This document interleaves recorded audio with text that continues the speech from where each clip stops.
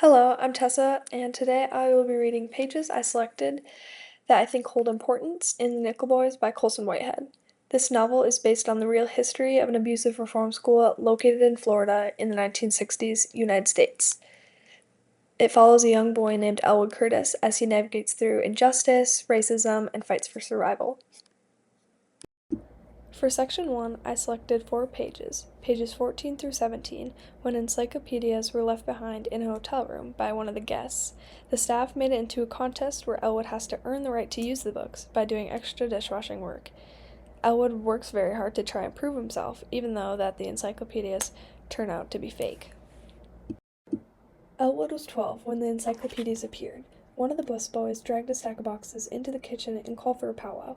Elwood squeezed in. It was a set of encyclopedias that a traveling salesman had left behind in one of the rooms upstairs. There were legends about the valuables the rich white people left in the rooms, but it was rare that this kind of plunder made it down to their domain.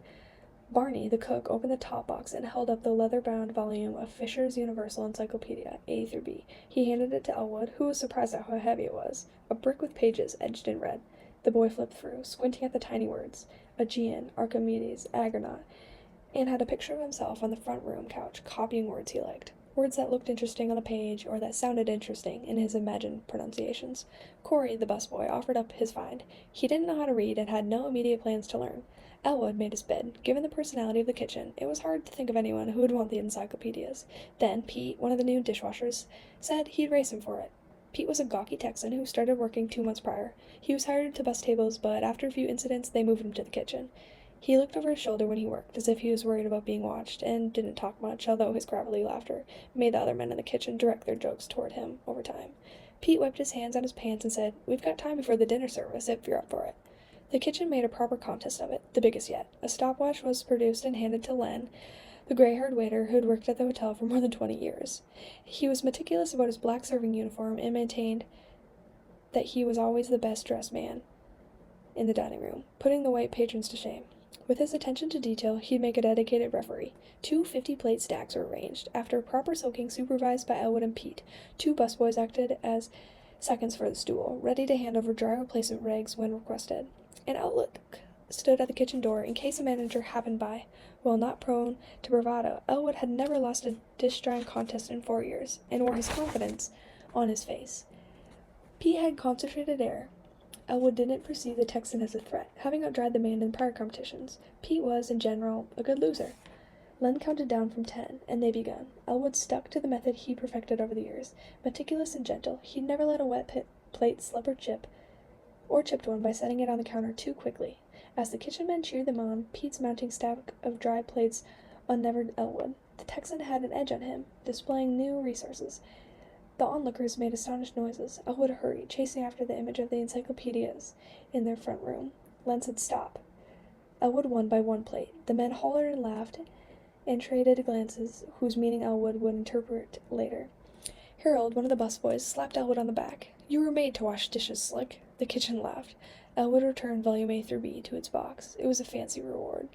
"You earned it," Pete said. "I hope you get a lot of use out of them." Elwood asked the housekeeping manager to tell his grandmother he was coming home. He couldn't wait to see the look on her face when she saw the encyclopedias on their bookshelf, elegant and distinguished. Hunched, he dragged the boxes to the bus stop on Tennessee. To see him from across the street, the serious young lad heaving his freight of the world's knowledge, was to witness a scene that might have been illustrated by Norman Rockwell, if Elwood had white skin. At home, he cleaned Hardy Boys and Tom Swifts from the green bookcase in the front room, and unpacked the boxes. He paused with G, curious to see how the smart men in the Fisher Company handled Galaxy. The pages were blank, all of them. Every volume in the first box was blank, except for the one he'd seen in the kitchen. He opened the other 2 boxes, his face getting hot. All the books were empty. When his grandmother came home, she shook her head and told him that maybe they were defective, or dummy copies. The salesman showed to customers as samples, so they could see how the full set would look in their homes. That night in bed, his thoughts tickled with and hummed like a contraption. It occurred to him that that all the men in the kitchen hadn't known the books were empty, that they had put on a show. He kept the encyclopedias in the bookcase anyway. They looked impressive, even when the humanity peeled back the covers. The leather was fake, too. The next afternoon in the kitchen was his last. Everyone paid too much attention to his face. Corey tested him with, "How'd you like those books?" and waited for a reaction. Over by the sink, Pete had a smile that looked as if he had been hacked into his jaw with a knife. They knew. His grandmother agreed that he was old enough to stay in the house by himself. Through high school, he went back and forth over the matter of whether the dishwashers had let him win all along. He'd been so proud of his ability. Dumb and simple as it was, he never settled on one conclusion until he got to nickel, which made the truth of the contest unavoidable. The encyclopedia scene shows a lot about Elwood's character. Even while doing something simple, he takes his work very seriously and tries to do everything the right and correct way. I think this is important because it shows us how responsible and hopeful Elwood is, and at this point, he still believes that if he works hard and follows the rules, that everything will be fair. Later in the novel, we see that the world doesn't always work out that way, especially for him. When Elwood arrives at Nickel in pages 48 through 52 of Section 2, he is introduced to the school's systems. He learns the rankings, and Spencer, the school's superintendent, lays down his very strict authority for the boys. Page 48. Inside the building, the officer waved down a secretary who took them into a yellow room whose walls were lined with wooden filing cabinets. The chairs were in classroom rows, and the boys picked spots far apart from one another. Elwood took a place in the front row, per his custom. They all sat up when Superintendent Spencer knocked the door open. Maynard Spencer was a white man in his late 50s, bits of silver in his cropped black hair, a real crack of dawner, as Harry used to say, who moved with a deliberate air, as if he rehearsed everything in front of a mirror. He had a narrow raccoon face that drew Elwood's attention, to his tiny nose and dark circles under his eyes, and thick, bristly eyebrows. Spencer was fastidious with his dark blue nickel uniform. Every crease in his clothes looked sharp enough to cut as if he were a living blade. Spencer nodded at Franklin, who grabbed the corners of his desk. The supervisor suppressed a smile, as if he'd known the boy would be back. He leaned against the blackboard and crossed his arms. "You got here late in the day," he said, "so I won't go on too long. Everybody's here because they haven't figured out how to be around decent people. That's okay. This is a school and we're teachers. We're going to teach you how to do things like everyone else." "I know you heard all this before, Franklin, but it didn't take, obviously. Maybe this time it will. Right now, all of you are grubs. You have 4 ranks of behavior here. Start as a grub, you work your way up to explorer, then pioneer, and finally ace. Earn merits for acting right, and you'll move on up the ladder. You work on achieving the highest rank of ace, and then you graduate and go home to your families." He paused. "If they'll have you. But that's between y'all. An ace," he said, "listens to the houseman and his housefather, does his work without shirking and malingering, and applies himself to his studies. An ace does not roughhouse, he does not cuss, he does not blaspheme or carry on. He works to reform himself from sunrise to sunset. It's up to you how much time you spend with us," Spencer said. "We don't mess around with idiots here. If you mess up, we have a place for you, and you will not like it. I'll see to it personally." Spencer had a severe face, but when he touched the enormous keyring on his belt, the corners of his mouth twitched in pleasure, it seemed, or to signal a murkier emotion. The supervisor turned to Franklin, the boy who'd come back for the second taste of nickel. "Tell him, Franklin." Franklin's voice cracked, and he had to fix himself before he got out. "Yes, sir, you don't want to step over the line in here." The supervisor looked at each boy in turn, took notes in his head, and stood. "Mr. Loomis will finish processing you," he said, and walked out. The ring of the keys on his belt jangled like spurs on a sheriff in a western. A sullen young white man, Loomis, appeared minutes later and led them to the basement room, where they kept the school uniforms. Denim pants, gray work shirts, and brown brogues in different sizes filled the shelves on the walls. Loomis told the boys to find their sizes, directing Elwood to the colored section, which contained the more threadbare items. They changed into their new clothes. Elwood folded his shirt and dungarees and put them in the canvas slack he brought from home. He had 2 sweaters in the bag and his shirt from the Emancipation Day play from church. Franklin and Bill hadn't brought anything with them. Elwood tried not to stare at the marks on the other boys' bodies as they dressed. Both of them had long, lumpy lines of scars at what looked like burn marks. He never saw Franklin and Bill after that day. The school had more than 600 students. The white boys went down the hill, and the black boys went up the hill. Back in the intake room, the boys waited for their housefathers to fetch them. Elwood's arrived first, a chubby, white-haired man with dark skin and gray, mirthful eyes. Where Spencer was severe and intimidating, Blakely's personality was soft and pleasant. He gave Elwood a warm handshake and told him that he was in charge of his assigned dormitory, Cleveland. They walked to the colored housings. Elwood's posture unscrewed. He was scared of a place that was run by men like Spencer, and what that meant for his time there, to be under the eyes of men who liked to make threats and relished the effect of their threats on people. But perhaps the black staff looked after their own, and even if they were just as mean as the white men, Elwood had never permitted himself to the kind of misbehavior that landed others in trouble. He consoled himself with the notion that he just had to keep doing what he'd always done, act right. There weren't many students out and about. Figures moved in the windows of residential buildings. Dinner time, Elwood supposed. The few black boys who passed them on the concrete walkway greeted Blakely with respect, and didn't see Elwood at all. Blakely said he'd worked at the school for 11 years, from the bad old days up to now. The school had a philosophy, he explained, and that they put the boys' fates in their own hands. You boys are in charge of everything, Blakely said. Burn the bricks in all these buildings you see here, lay the concrete, take care of all this grass. Do a good job, too, as you can see. Work keeps the boys level, he continued, provide skills that they can use when they graduate. Nichols Printing Press did all the publishing for the government of Florida, from the tax regulations to the building codes to the parking tickets. Learn how to execute those big orders and take your corner of responsibility. That's knowledge you can draw on for the rest of your life. Every boy had to attend school, Blakely said. That was a rule. Other reformatory schools might not strike that balance between reform and education, but Nichols made sure that their charges did not fall behind, with classroom instruction every other day, alternating with work details. Sundays off. The housefather noticed the change in Elwood's expression. Not what you expected? I was going to take college classes this year, Elwood said. It was October. He would have been deep into the semester. Speak to Mr. Goodwell about it, Blakely said. He teaches the older students. I'm sure you can come to an agreement. He smiled. You ever worked a field? He asked. They grew multiple crops on the 1,400 acres.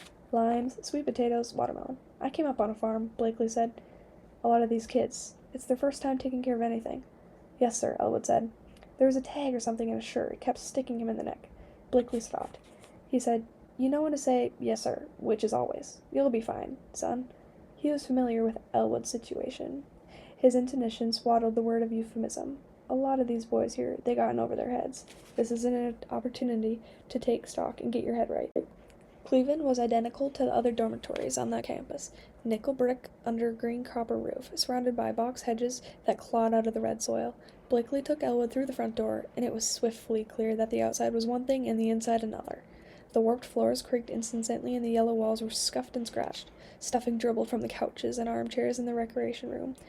Initials and epithets marked the tables, gouged by 100 mischievous hands. Elwood fixated on the housekeeping chores. Harry would have ticked off for his attention.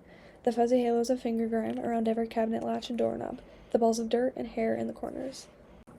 This section really highlights what Nichols says it is and claims to be, but there are clear signs that shows the harsh realities of the school. I chose these pages because they show how the school presents itself in a structured way, while hinting at a crooked system underneath. Elwood arriving at Nichols is important because he starts to get a feel of what the school is not what it seems, which becomes more clear later in the novel.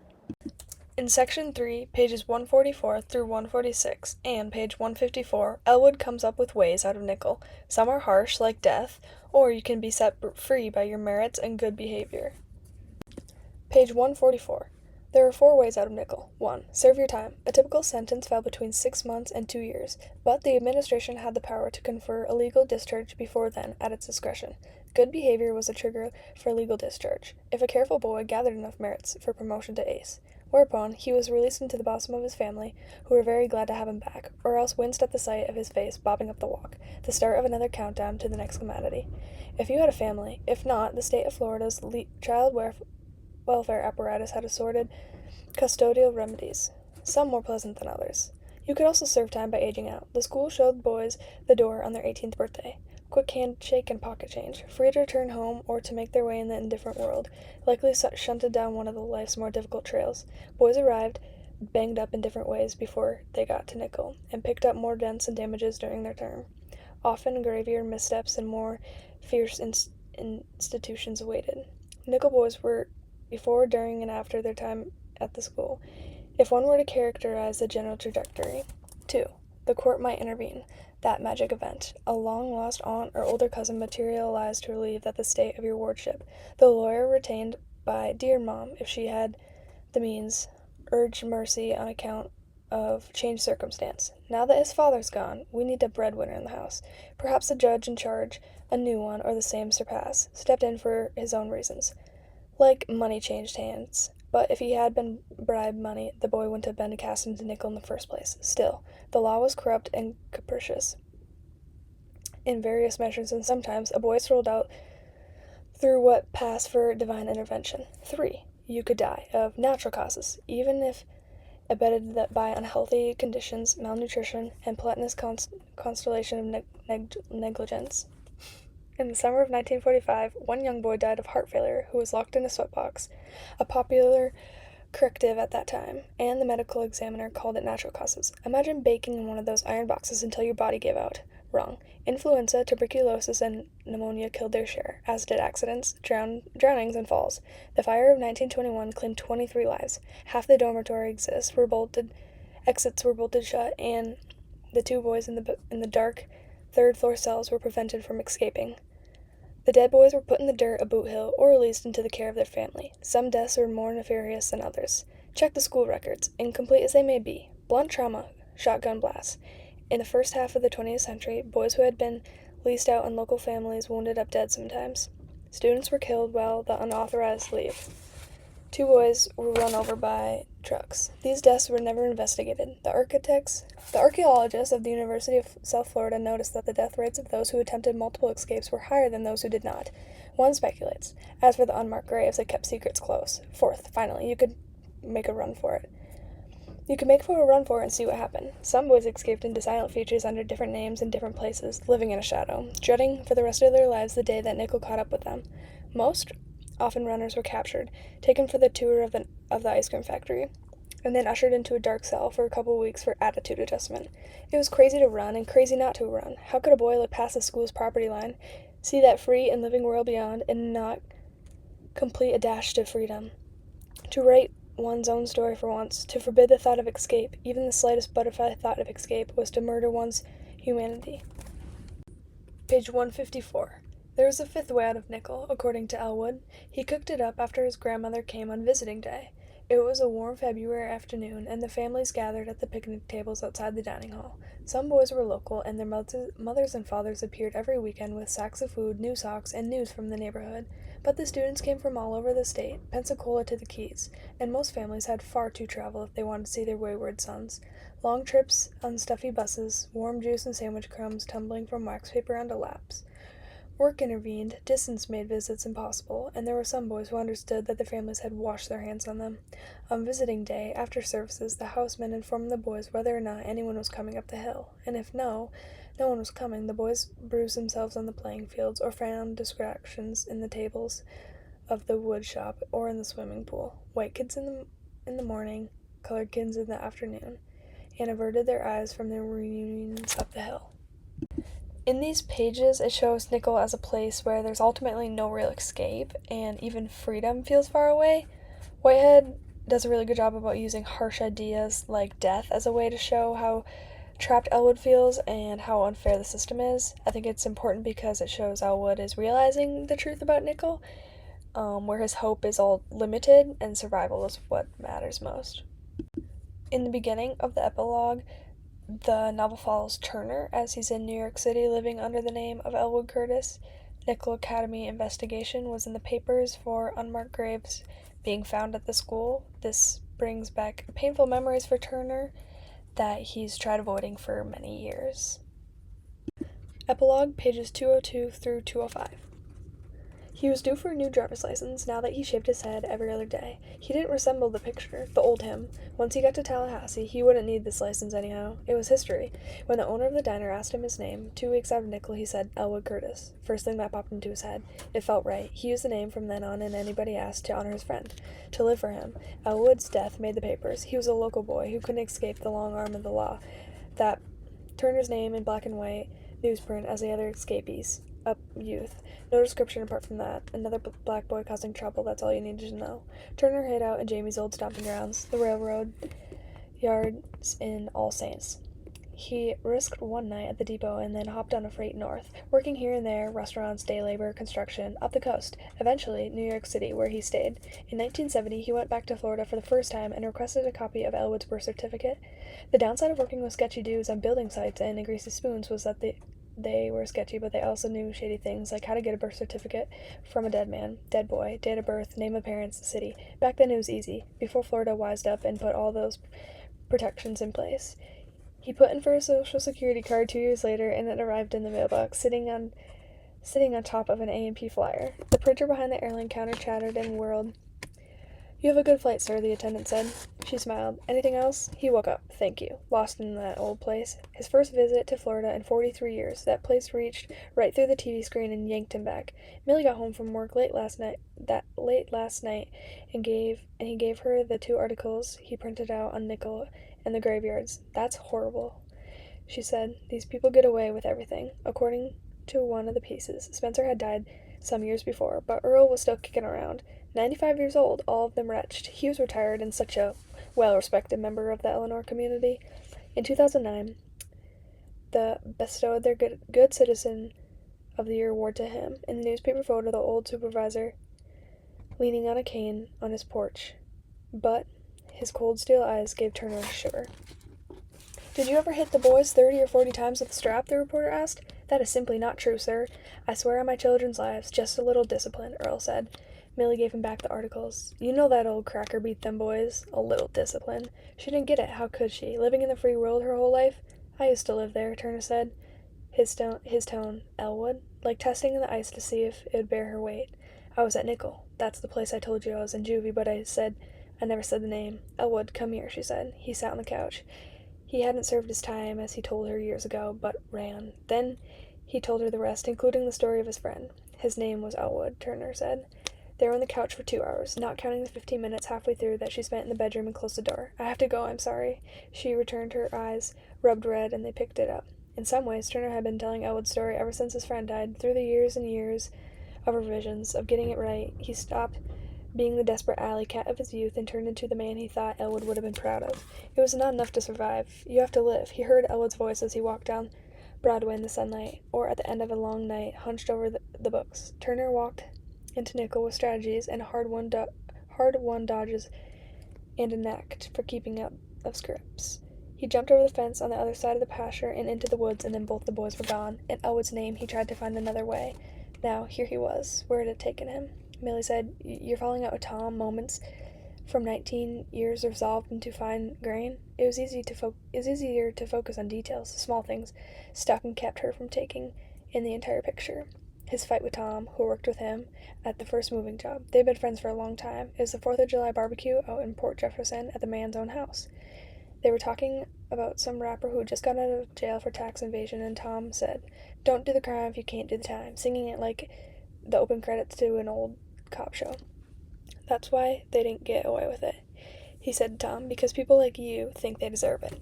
Why was he? Who? Elwood Turner, the man she married, defending this deadbeat, blowing up like that, yelling at Tom in front of the whole party while he flipped burgers in that silly apron? They drove all the way back to Manhattan in silence.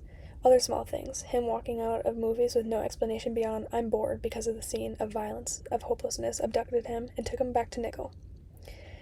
He was always so calm, and even this darkness crept up on him. His rants about cops and the criminal justice system and predators. Everyone hated the cops, but it was different with him, and she taught herself to let him vent when he got on one of his jegs because of the feral thing that's snuck into his face. The vehemence of his words, the nightmares that tortured him, the ones he claimed not to remember. She knew his reform school had been bad, but she didn't know it had been this place. She took his head into her lap as he wept, running her thumb over that stray cat notch in his ear, the scar she never noticed but was right in front of her. These pages stood out to me because they show what Turner's life is like later and how he was still dealing with everything that had happened. As the graves were discovered, so were old memories of Nickel and all the abuse and injustice Turner had survived, unlike some who were never lucky enough to make it out of Nickel. I think this part is very powerful in showing the pain and suffering that doesn't just go away and how his past still had affected his present-day life. And my view after reading The Nickel Boys by Colson Whitehead definitely widened as I learned about the brutality these boys had to endure every single day, as the story shows how Elwood and Turner think differently, but they still rely on each other to get through what they were facing. I think it emphasizes the importance of friendship in dark and difficult times. This novel also showed me that the effects of abuse and trauma don't just disappear or vanish from one's life, as it is something survivors have to overcome every single day. It also made me think more about how people cope after experiencing such traumatic events, and how some may never fully feel free from their past.